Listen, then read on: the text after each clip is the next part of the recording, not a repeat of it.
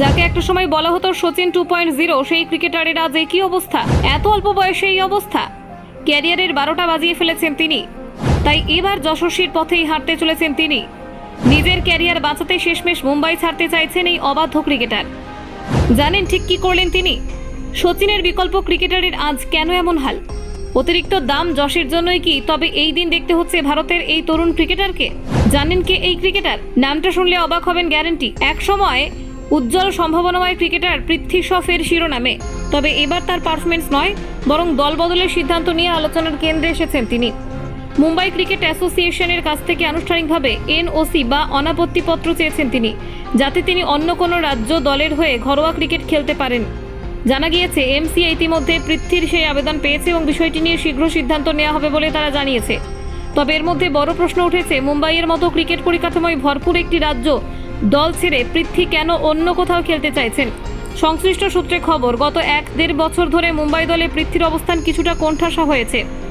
দলের সঙ্গে তার সম্পর্ক তিক্ত হয়েছে বলে খবর। ফিটনেস, শৃঙ্খলা এবং ধারাবাহিকতা, এই 3 দিকে বারবার প্রশ্ন উঠেছে পৃথ্বীর বিরুদ্ধে।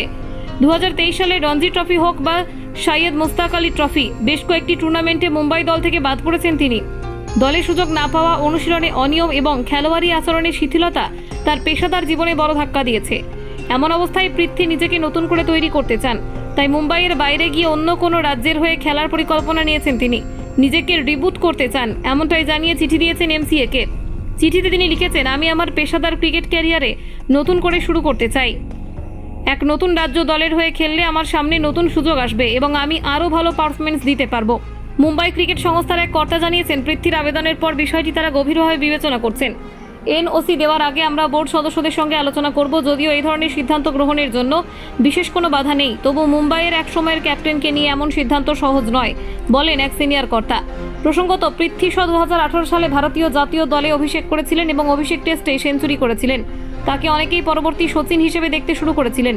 তবে একাধিক চোট, মাঠ ও মাঠের বাইরে বিতর্ক এবং অফ ফর্ম তার ক্যারিয়ারকে মাঝপথে থামিয়ে দিয়েছে। আইপিএলে দিল্লি ক্যাপিটালসের হয়ে নিয়মিত সুযোগ পেলেও তার সাম্প্রতিক পারফরমেন্স নজর কাড়তে ব্যর্থ হয়েছে। তবে এখন তিনি নিজের ক্যারিয়ার বাঁচাতে আরও কিছু বছরের জন্য পেশাদার ক্রিকেটে নিজের জায়গা ধরে রাখতে চাইছেন। তিনি হয়তো জানেন এটাই তার শেষ সুযোগ নিজেকে প্রমাণ করার, তাই রাজ্য বদলের সিদ্ধান্ত তার জন্য একটা নতুন দিগন্ত খুলে দিতে পারে। মুম্বাই ছাড়ার সিদ্ধান্ত নিয়ে যদিও কিছু প্রাক্তন ক্রিকেটার হতাশ, তবে অনেকেই মনে করছেন হয়তো এটা পৃথ্বীর জন্য মঙ্গলজনক হবে। বিভিন্ন রাজ্য দল আগ্রহ প্রকাশ করেছে তার প্রতি।